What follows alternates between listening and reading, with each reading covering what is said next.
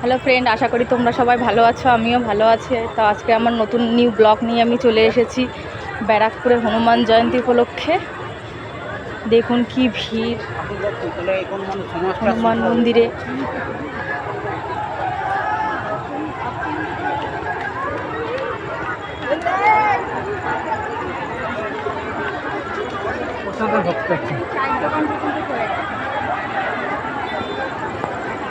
এত ভিড়েতে মানে দর্শন করার কোনো চান্সই নেই।